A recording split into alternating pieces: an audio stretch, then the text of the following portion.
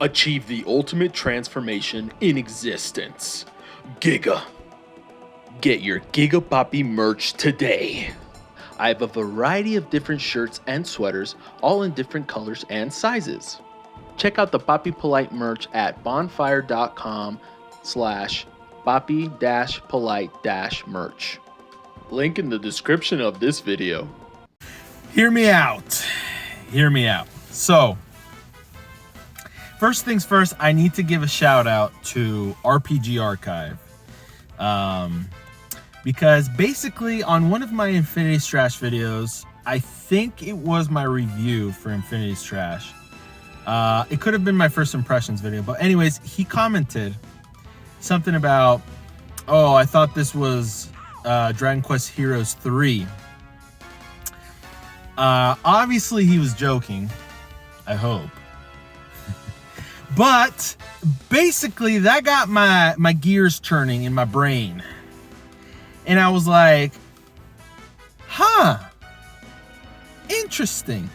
So I started thinking about it, and Dragon Quest Heroes 1 had playable characters. There was a strong focus on Dragon Quest 4 in that game. All the playable characters from 4 are in Dragon Quest Heroes 1. You could even, spoilers, you could even get Sorrow. And then there was the brides from 5, and then there was Terry, and there was Jessica and Yangus, and then the original characters from that game, right? Dragon Quest Heroes 2 had all the characters from the first one, and then it had like even the heroes, the original heroes from 1, like you can get them in 2, but they weren't like part of the game. They were like additional content sort of thing. Yangus as well.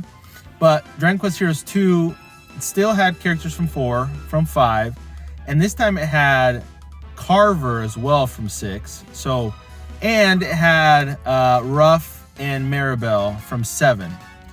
And then it had Angelo instead of Yangus. So there was more of a focus on 6 and 7 in that storyline, and it focused more on the actual like story of that game instead of kind of tying it to 4 like the first one did. So anyways, my point I'm making this video is because I know I've talked about people in the community about it like throughout my time on the YouTubes, but we've been talking about like where's Dragon Quest Heroes 3, and I also know that where's Dragon Quest Builders 3 has also been a main topic as well. But again, this comment from Mr. RPG Archive really got my wheels turning, because Dragon Quest Heroes 3 is obviously going to have a strong focus on Dragon Quest 11 characters. I mean, it should.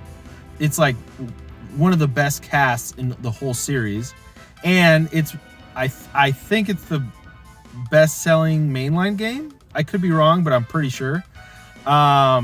So it would make sense that Dragon Quest Heroes 3 focused on, Dragon Quest 11. But Infinity Strash, Dragon Quest: The Adventure of Dai, the combat from that game, is very similar to the Heroes game. And shout out to Slime Time for asking the actual producer, director, I forgot exactly who it was, of the game, for asking that question if Infinity Strash took a lot of similarities from the Heroes franchise, which they basically said no, but that it's basically they said no, but you can't help but think that there's something to do with the Heroes gameplay in Infinity Strash. Mostly just because it's an action game and it's Dragon Quest at the end of the day, so obviously you're going to relate the two. But here's a quick message from today's sponsor, me! Guys, consider supporting me on Patreon so you can start earning mini medals that you can exchange for incredible prizes like Dragon Quest merch, games, figurines, and gaming systems like Nintendo Switch or PlayStation 5. I'm trying to raise funds to hire artists so I can take my personal Dragon Quest project more seriously. I've got many ideas in mind, like creating a manga series and also a card game.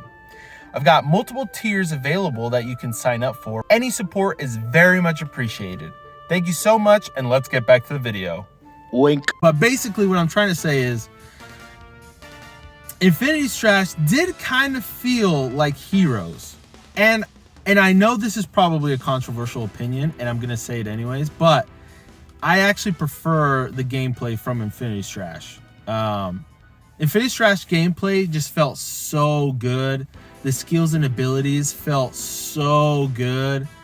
And so basically what I'm trying to get at is Dragon Quest Heroes 3 should totally add Dragon Quest 11 Party and Dragon Quest Die Party. So it should be, and then obviously mix in a couple of popular characters from the other games, but they should have a heavy focus on Dragon Quest 11 and Dragon Quest Die's world, and have those characters be in that game. Yeah, that would be so good. And then obviously maybe Dragon Quest Heroes 3, we haven't heard or seen anything either, because maybe they've been trying to fill out a new roster. Like maybe they've also been waiting for Dragon Quest 12 to release before, and figure out the roster from that game before they release Dragon Quest Heroes 3, maybe, who knows? But I'm just saying, I think it would be a great idea. I think it would be an amazing idea for a cast of characters.